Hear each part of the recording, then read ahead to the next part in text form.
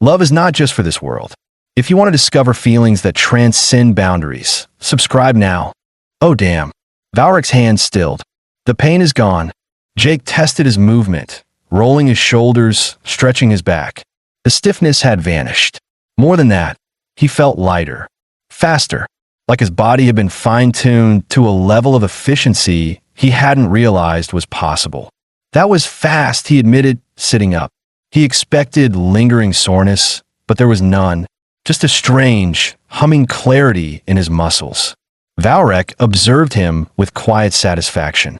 Zalthari therapy is superior. Your species should evolve more arms. Jake let out a breathy laugh, shaking his head. Yeah, I think I'll leave that to you guys. He slid off the table, standing with ease. Same time next week? Valric inclined his head. If you intend to continue damaging yourself, I will be here to repair you. Jake smirked. Glad to hear it. Document. As he stepped out of the med bay, the realization settled deep in his bones. He might never go back to a human therapist again. He had worked with aliens before, pilots, engineers, even a few researchers, but this was different. This wasn't a negotiation across a table, wasn't a coordinated mission where everyone had a defined role and their own personal space. This was intimate. This was him, vulnerable on a table, under the hands of someone whose anatomy, whose biology was entirely different from his own. You are experiencing muscular distress, Valric stated. His voice was deep and measured, carrying no unnecessary words. Lie down. Jake hesitated. No offense, Doc, but you sure you know how to work on human muscles? A flicker of something passed through Valric's expression. Amusement? Annoyance? It was hard to tell with those golden, insect-like eyes. I have studied human anatomy extensively. His mandibles clicked slightly as he spoke, the sound precise, intentional. Your musculature is inefficient, but I will correct this. There was something unsettling about the confidence in his tone. It spun through the air, end over end, tracing a perfect arc before his hand snapped up and caught it with effortless precision. Jake hadn't been looking. He stood frozen in the engineering bay, the weight of the tool resting lightly in his grip, his pulse suddenly audible in his ears. That hadn't been reflex, at least not the kind he was used to. Reflex required reaction time, even if it was measured in fractions of a second. This had been something else entirely. Across the room, Mia lowered the diagnostic scanner she had been holding and narrowed her eyes at him. All right, that's officially creepy. Jake forced a laugh, setting the wrench down with deliberate care. What? You caught that without looking. I was looking. No. She pointed at him, then at the space between them where the wrench had spun midair. You were looking past it, but your hand moved anyway. Jake opened his mouth to protest, but nothing came out. Because she was right. There had been other moments. Small, almost forgettable things. Adjusting a calibration tool before the system flagged an error. Reaching for a component seconds before Mia asked for it. Sensing movement behind him before anyone made sound. At first, he had told himself it was just heightened awareness. He was well rested, in peak condition, and his body was finally working the way it was supposed to. But that was a lie. He wasn't just anticipating things. He was reacting before they happened. Mia folded her arms, studying him. Look, if you've been microdosing stims, just tell me now, so I don't have to report it later. Jake snorted, shaking his head. I'm not on stims. Then what the hell is going on? He didn't answer, because he didn't know. The unease that had been lingering in the back of his mind sharpened into something more immediate. He needed answers. The walk to the medical bay felt longer than it should have. Every step seemed too controlled, too precise. His fingers flew over the console keys, the usual stiffness in his knuckles completely gone. The motion was effortless, precise. He hadn't realized how much tension he had been carrying until now, when it had vanished without a trace. Mia continued watching him, arms crossed. So, what exactly happened in there? Got my back fixed. He kept his eyes on the display, scanning the data. Apparently, I was inefficient. She snorted. Sounds like a Zalthari diagnosis. That made him pause. He looked up. You've worked with him before? A couple of times, she said, twirling the tool absently. Not in therapy, though. mostly on the tech side. They're weird about efficiency. It's not just how they work, it's how they think. Jake leaned against the console, considering that. The memory of Valrek's hands pressing into his muscles, methodical and exact, came back to him. There had been no wasted movement, no hesitation. Every action had a purpose. Jake crouched beside the panel, assessing the damage. This should have been a slow, methodical process, detaching the casing, tracing the failure point, recalibrating the energy distribution. But the moment he laid eyes on it, the solution clicked in his mind. He didn't need to analyze. He just knew. His hands moved before he could second-guess them, detaching the casing with precise, practiced efficiency. He isolated the failing relay, rerouted the current manually, adjusted the load distribution with a few quick keystrokes. His fingers worked faster than they ever had before, as if his body was 3 steps ahead of his mind. Mia crouched beside him, eyes narrowing. "Okay," she muttered. "That's fast. That's really fast." Jake barely heard her. His focus was absolute, his mind already predicting the final adjustments before his hands had even reached the panel. Within minutes, the relay stabilized, the emergency lighting flickering back to normal. He sat back, staring at his hands. Something was wrong. He hadn't just worked efficiently. He had moved instinctively, reacting to the problem the moment he saw it, as if the solution had been preloaded into his brain. Mia nudged him with her elbow. "So, are you going to admit you've been upgraded? Or are we just going to ignore this?" Jake exhaled, shaking his head. "I don't know. Maybe I just needed the tune-up." She studied him, skeptical. "Sure. And if you suddenly start breaking speed records, I'm definitely calling an upgrade." As they stood, the tension in Jake's mind refused to dissipate. He had gone in for a simple therapy session, a fix for a sore back. But now, with every precise movement, every heightened response, he couldn't shake the feeling that something fundamental had shifted. And the question remained, was this just superior therapy? Or had Valrek done something more? The wrench left his fingers before he consciously decided to throw it. She studied him for a moment longer. Then her expression shifted, curiosity replacing suspicion. "It's Valrek, isn't it?" His fingers stilled on the console. Mia leaned forward, her voice lowering. "I've worked with a Zalthari tech specialist before. They don't just fix things. They optimize them. Their entire species is built around efficiency. But therapy? That's new." Jake exhaled. "You think he modified me?" Mia frowned. "I think you think that. And the fact that you're not immediately dismissing it tells me you know something happened." Jake didn't want to say it. He didn't want to give voice to the truth that had been clawing at the edges of his thoughts since the moment he caught that damn wrench without looking. But he also knew Mia wouldn't let it go. He said he didn't add anything. Jake admitted finally. He said he just removed inefficiencies. Mia let that sink in before responding. Jake felt it too. The wrongness of what had just happened.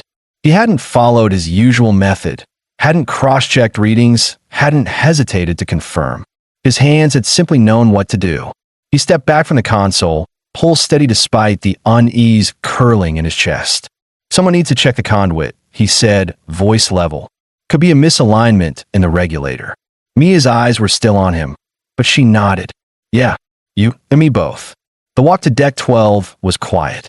Jake could feel her glancing at him, waiting for him to say something, to acknowledge what had just happened. But what could he say? "Yes, Mia. I've been rewired into something that reacts faster than thought, and I don't know how to stop it." So he said nothing. Deck 12 was dimly lit, the low hum of the emergency systems filling the silence. The conduit panel in question flickered erratically, a faint crackling sound emanating from beneath the casing. Not a full failure, but close. With a sigh, he reached for his comm panel and keyed in the medical bay's frequency. "Medical, this is Holden. I need a therapist. Got a muscle issue." A response came immediately. The voice was smooth, deliberate, and unfamiliar. "Report to therapy room 3 in 20 minutes. No name, no pleasantries, just instructions." Jake frowned at the abruptness, but complied, pulling on his uniform and stepping out into the dim corridors of Haven 7. The station's artificial gravity system hummed beneath his feet, a constant presence, One of the few things that never failed on this damn outpost. The air smelled like metal and recycled oxygen, a sterile, artificial scent that he had long since stopped noticing. As he walked, he realized something.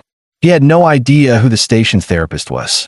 The last one, Dr. Moreno, had rotated out weeks ago, and Jake hadn't needed medical attention since. He made a mental note to check the personnel logs later.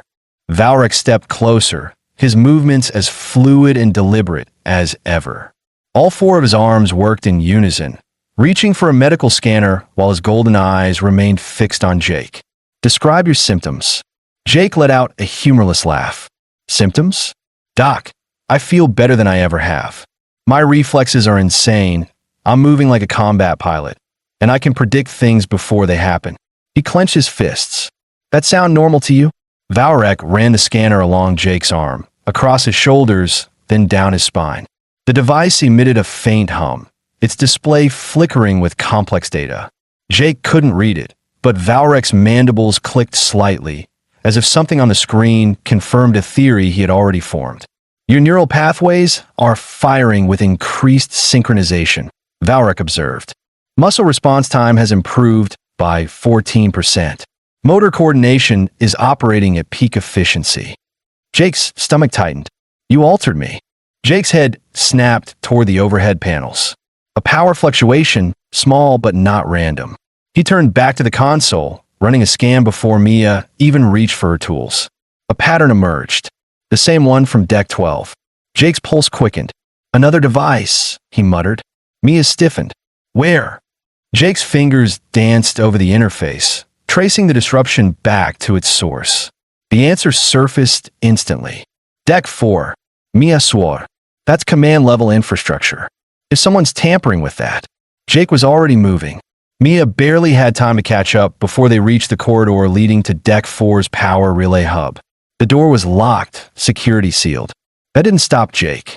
Without thinking, his hands moved to the control panel. His mind dissected the locking mechanism faster than it should have been possible. He'd bypassed the first layer of encryption, then the second. His muscles carried out the sequence as if they had been trained for it. By the time Mia cursed under her breath and reached for her scanner, Jake already had the system diagnostics pulled up, eyes scanning the warning codes with unnerving speed. Power fluctuation detected. Origin, Deck 12, Section D. Possible conduit overload. His mind processed the data as fast as the system fed it to him. The power draw was uneven, spikes occurring in irregular intervals, too erratic for a standard failure. Not a simple short, not just a bad relay. Something was destabilizing the flow. "Deck 12, Mia muttered, moving beside him. "That's one of the backup grid sectors. Why the hell is it pulling that much energy?" Jake didn't answer. His fingers had already begun keying in the shutdown sequence, isolating the affected lines before the problem could spread. A response that should have taken minutes, maybe longer, finished in seconds. The room fell silent. Mia turned, staring at him. "You didn't even read that. She stopped herself, exhaling sharply. She barely looked up from her console when he entered, but the moment he sat down at the diagnostic station, she spoke. "So, you gonna tell me what's up? Or do I have to start testing you for cybernetics?" Jake sighed, rubbing his temples. "What are you talking about?" She turned her chair to face him, arms crossed. "Jake, I've known you for 3 years. You don't move like this." "Like what?" She narrowed her eyes. "Like you're already 5 steps ahead of everything around you. Like you know exactly where things are before you reach for them. Like you just fixed the coolant leak in subsection C last shift without a single delay, even though that kind of job usually takes 2 engineers and a lot of swearing." Jake forced a shrug, pretending to study the readouts on his screen. "Maybe I'm just getting better at my job." Mia snorted. "Right? Because skill just magically upgrades overnight." He said nothing, because she was right. Mia watched wide-eyed. "How the hell do you know how to do that?" The lock clicked open. Jake didn't answer. They stepped inside, the air thick with the scent of heated metal. And there it was, another device, nearly identical to the first, latched onto the conduit. But this one was active. Mia's scanner pulsed red. "It's transmitting." Jake's thoughts sharpened, instincts taking over. He stepped forward, reaching for the device. Wait, too late. His fingers touched the metal, and something surged through him. A shock, but not just electricity. Data. It hit him like a wave, his mind flooding with information. Not numbers or words, but raw patterns, sequences unraveling like threads of code burned into his neurons. His knees buckled. Jake! Mia's hands caught his shoulders, but he barely felt them. The data kept flowing, searing into his brain, etching itself into his thoughts. Then just as suddenly it stopped. Jake gasped, staggering back as the connection severed. Jake Holden woke to pain. A deep, twisting knot had settled in his lower back, coiling around his spine like a vice. He let out a slow, measured breath, but the ache held firm, sharp enough to steal the air from his lungs. With a muttered curse, he swung his legs over the side of his bunk, moving carefully, testing the limits of his own body. The stiffness refused to relent. His entire lower back felt like it had been fused together overnight. Not again. He wasn't old. 35 wasn't old. But years of working in tight crawl spaces, lifting panels, and spending hours hunched over control interfaces had left their mark.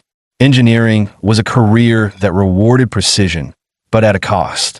Repetitive strain, bad posture, sleep deprivation. A dozen tiny mistakes his body had been quietly cataloging until, apparently, last night, when it had decided to file a formal complaint. He rubbed at the spot, but the pain flared in protest. Damn it. It wasn't that he distrusted Haven 7's medical team. He just liked to know who was going to be working on his spine before he let them lay hands on him. The med bay was quiet when he arrived. A few diagnostic monitors pulsed soft blue light against the walls, and the faint antiseptic scent of sterilization fields lingered in the air. The room felt empty. Then a shadow moved. Jake turned and nearly took a step back. The figure standing before him was not human. Dr. Valrek towered over him, standing well over 7 feet tall, his frame lean yet undeniably strong. His chitinous blue skin shimmered under the artificial lighting, segmented plates shifting slightly with each breath. For arms, long and sinewy, folded neatly across his chest, his lower set of hands resting lightly against his abdomen. His golden eyes, large, unblinking, eerily precise, studied Jake with quiet detachment. A Zaltheri. Jake stiffened, instinct tightening in his gut. A minor imbalance in the station's gravitational compensators. Maybe. Something he had never consciously paid attention to, but now he felt it. The scent of heated metal and lubricant greeted him as he entered. A smell so familiar it had become part of the station's identity. Exposed wiring sprawled across the floor, half a console's guts hanging open in the middle of an ongoing repair. The hum of machinery filled the space, a constant, living rhythm. Mia was the first to notice him. She was perched on the edge of a diagnostic table, boots scuffing against the metal as she flipped a small tool between her fingers. "You look different." Jake frowned. "Different how?" She studied him, tilting her head as though seeing him through a new lens. "Like you finally remembered how to stand up straight." "It's weird." He smirked. "That's what good therapy does." He moved past her, pulling up the system diagnostics to check the repair queue. Jake considered backing out. Then his lower back tensed again, a sharp, electric jolt of pain running up his spine, and his decision was made for him. With a reluctant sigh, he stepped toward the therapy table and settled onto it. The surface was cool beneath him, firm but not uncomfortable. He let out a breath, trying to relax. Before he could brace himself, Valrek's upper arms pressed firmly against his shoulders, pinning him in place. His lower arms moved with unerring precision, fingertips pressing into the rigid knots of Jake's lower back. The sensation was immediate, firm, deliberate, unrelenting. Jake inhaled sharply. Holy! Pain flared, then unraveled. Unlike human therapists, who had to work one section at a time, Valrek's forearms manipulated multiple pressure points at once. 2 hands stretched his back, adjusting the tension in his spine, while the others pressed into the deep-seated knots in his muscles.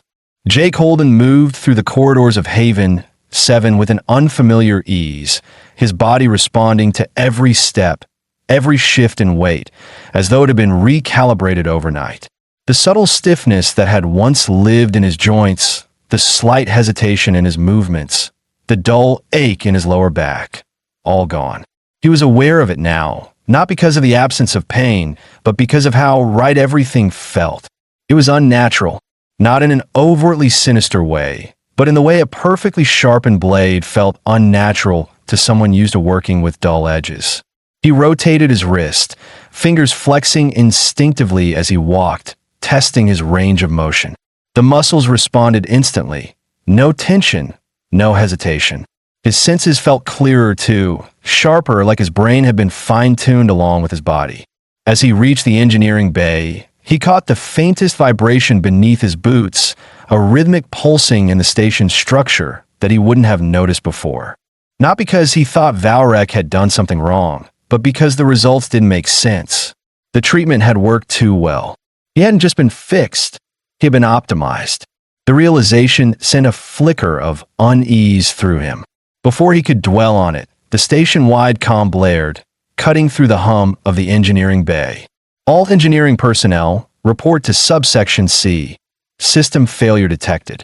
Mia groaned, already reaching for her tool belt. Figures. Let's go.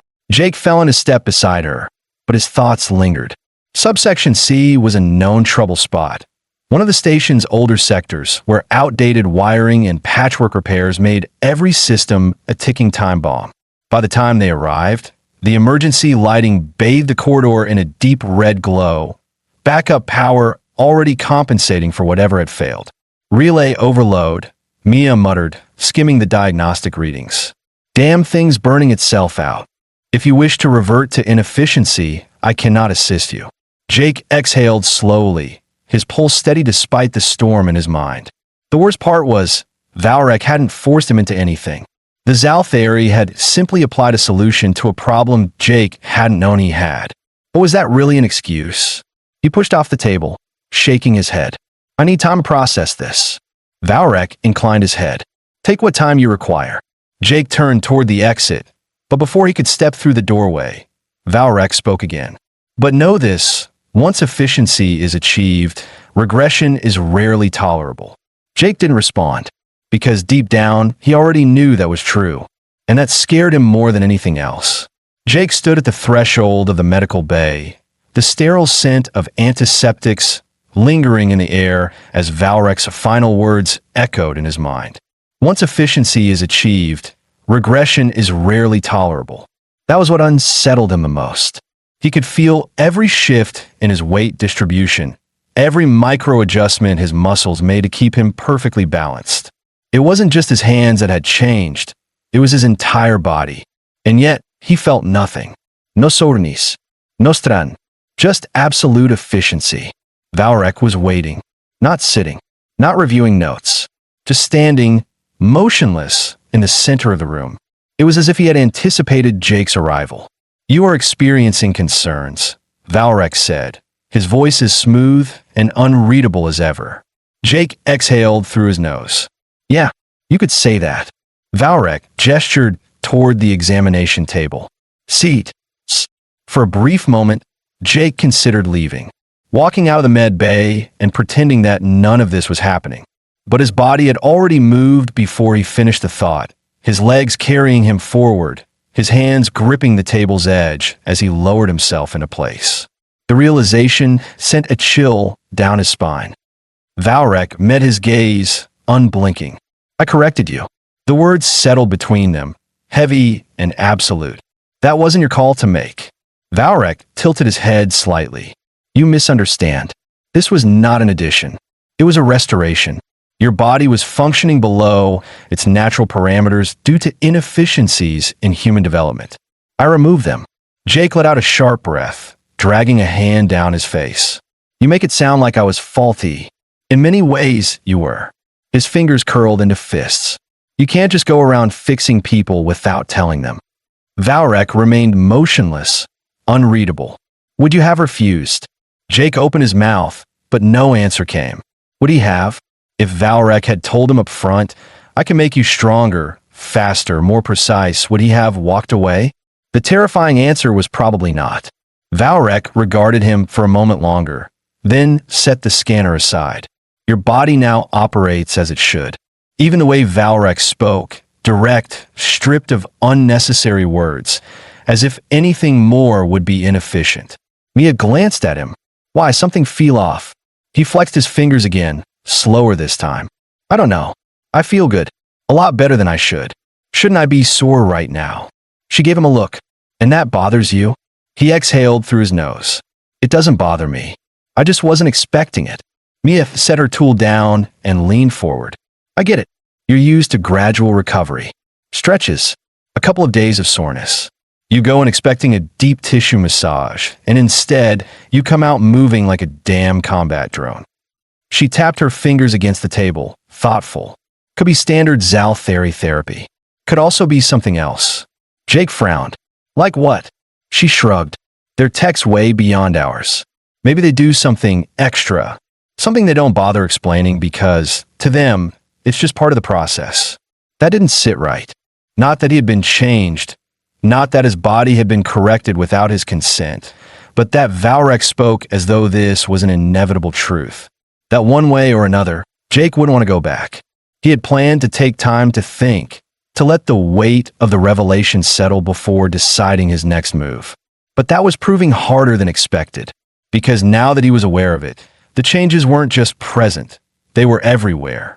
Every breath he took felt measured, every step perfectly aligned, every motion executed with ruthless precision. He hadn't lost control of himself, but he had gained something else entirely, and that was just as unnerving.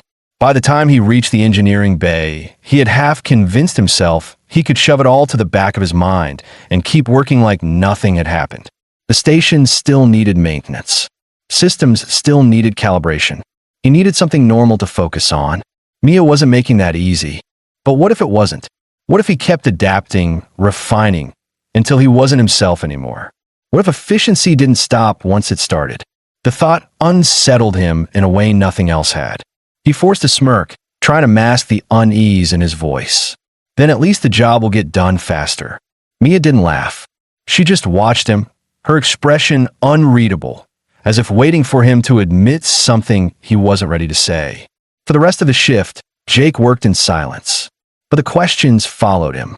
And for the first time since the therapy, he didn't feel in control of what came next. Jake's hands moved before he even registered the alarm.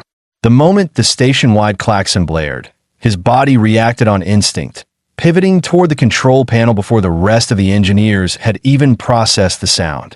So, you're telling me a 7-foot-tall, efficiency-obsessed alien took one look at you and decided you weren't running at full capacity? Apparently. She drummed her fingers against the table. And you were just okay with that? Jake hesitated. I didn't exactly get a choice. That was only half true. Valrek hadn't asked permission, but would Jake have refused if he had? That was the question he still couldn't answer. Mia watched him carefully, something unreadable flickering across her face. Then, to his surprise, she shook her head and let out a quiet chuckle. You know what? This actually explains a lot. Jake frowned. What's that supposed to mean? She leaned back in her chair. Remember last month? The gravity well stabilizers were misaligned after that asteroid pass, and it took you forever to recalibrate them. Jake did remember. It had been a nightmare of a job, the kind of delicate balancing act that required manual corrections at multiple intervals. They exchanged a glance before Jake reached for his comm, engineering to security. We got a problem. The response came almost immediately. Acknowledged. What kind of problem? Jake's eyes didn't leave the device. The kind that wasn't supposed to be here. Commander Reyes arrived within minutes, flanked by 2 security officers. Her expression was unreadable, but Jake could see the gears turning in her head the moment she laid eyes on the foreign tech. Explain, she said. Mia gestured toward the device.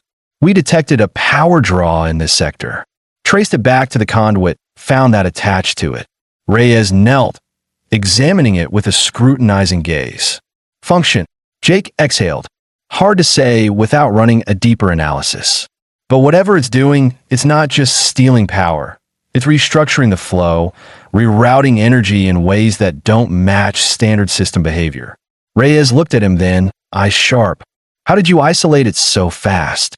The device flickered, then went dark. Mia's grip tightened. Jake, talk to me. He forced himself to focus. His mind still buzzed with residual data, like an echo of something not human. But he understood now.